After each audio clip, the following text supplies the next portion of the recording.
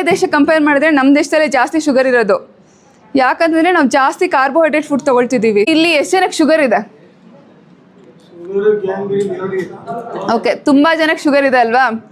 ಇದನ್ನು ಕಂಪ್ಲೀಟಾಗಿ ನಾವು ರಿವರ್ಸ್ ಮಾಡ್ಬೋದಾ? 100% ಮಾಡ್ಬೋದು. ನಿಮ್ಗೆ ಏನಾದರೂ ಟೈಪ್ 2 ಡಯಾಬಿಟಿಸ್ ಇತ್ತು ಅಂತಂದರೆ ನಾವು ಕಂಪ್ಲೀಟಾಗಿ ರಿವರ್ಸ್ ಮಾಡ್ಬೋದು. ಆಯುರ್ವೇದ ಹೇಳ್ತಾರೆ ಆಸೆ ಸುಖಂ ಸ್ವಪ್ನ ಸುಖಂ ದದಿನಿ. ಇದಾಗಿರೋದೇ ನಮ್ಮ ಲೈಫ್ ಸ್ಟೈಲಿಂದ. ಅಂದರೆ ಒಂದೇ ಕಡೆ ಕೂತ್ಕೊಳ್ಳೋದ್ರಿಂದ ಅಥವಾ ತುಂಬ ಟೆನ್ಷನ್ ಮಾಡಿಕೊಂಡು ಮಂದ. ಸೊ ನೀವೇನು ಮಾಡಬೇಕು ಅಂತಂದರೆ ಡೈಲಿ ಬೆಳಿಗ್ಗೆ ಕಂಪಲ್ಸರಿ 20 ನಿಮಿಷ ಬೆಳಿಗ್ಗೆ ಮತ್ತು ಸಂಜೆ ಬ್ರಿಸ್ಕ್ ವಾಕ್ ಮಾಡಬೇಕು. ಹೆಂಗೆ ಬೆವರು ಬರೋ ಥರ ವಾಕ್ ಮಾಡಬೇಕು. ನಿಮ್ಮ ರಕ್ತದಲ್ಲಿ ಏನು ಶುಗರ್ ಇದೆಯಲ್ಲ ಅದು ಬಾಡಿ ಯುಟಿಲೈಸ್ ಮಾಡ್ಕೊಳ್ಳೋದಕ್ಕೆ ಸಹಾಯ ಮಾಡುತ್ತೆ.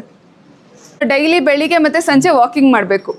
ಇನ್ನೊಂದು, ಊಟ ಆದಮೇಲೆ ಕಂಪಲ್ಸರಿ 10 ನಿಮಿಷ ನಾರ್ಮಲ್ ವಾಕಿಂಗ್ ಮಾಡಬೇಕು. ಬ್ರಿಸ್ಕ್ ವಾಕ್ ಅಲ್ಲ, ನಾರ್ಮಲ್ ವಾಕಿಂಗ್ ಮಾಡಬೇಕು. ಇನ್ನು ಅನ್ನ ಕಡಿಮೆ ತಿನ್ನಬೇಕು. ಇನ್ನೇನು ತಿನ್ನಬೇಕು? ಸಿರಿಧಾನ್ಯಗಳನ್ನು ತಿನ್ಬೋದು, ಅಥವಾ ನೀವು ಲೋ GI ರೈಸ್ ಅಂತ ಹೇಳ್ಬೋದು. Like RNR rice. ಈಗ ಮುಂಚೆ ಎಲ್ಲ ಏನು ಮಾಡ್ತಿದ್ರಿ? ಒಂದು ತಟ್ಟೆ ಫುಲ್ಲು ರೈಸ್ ಹಾಕ್ಕೊಳ್ತಿದ್ರಿ, ಸ್ವಲ್ಪ ಸಾಂಬಾರು ಹಾಕ್ಕೊಳ್ತಿದ್ರಿ ಅಷ್ಟೇ. ಅದೇ ಇವಾಗ ಏನು ಮಾಡಬೇಕು, ನೀವು ಅರ್ಧ ತಟ್ಟೆ ರೈಸು, ಇನ್ನು ಅರ್ಧ ತಟ್ಟೆ ನೀವು ವೆಜಿಟೇಬಲ್ ಸಲಾಡು, ಆಮೇಲೆ ಕಾಳಿನ ಪಲ್ಯ, ಇನ್ನೊಂದು ಕಡೆ ನೀವು ವೆಜಿಟೇಬಲ್ ಪಲ್ಯ, ತರಕಾರಿ ಪಲ್ಯ, ಆಯಿತಾ? ಇದನ್ನು ನೀವು ತಿನ್ನೋದ್ರಿಂದ ಏನಾಗುತ್ತೆ, ನಿಮ್ಮ ಶುಗರ್ ಲೆವೆಲ್ಲು ಕಡಿಮೆ ಮಾಡೋದಕ್ಕೆ ಸಹಾಯ ಮಾಡುತ್ತೆ.